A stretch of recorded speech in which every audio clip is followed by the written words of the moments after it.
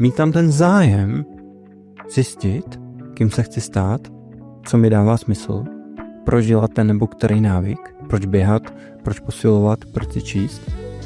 A když s tím takhle setrvám, tak ty odpovědi přijdou, oni vykvetou.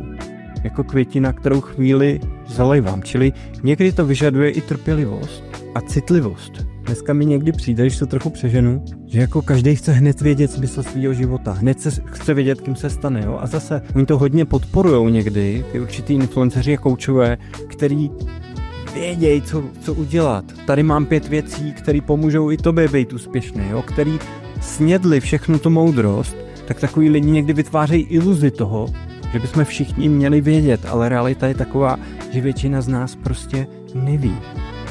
A nebudu to vědět dneska, nebudu to vědět ani zítra, takže je potřeba být ten zahradník.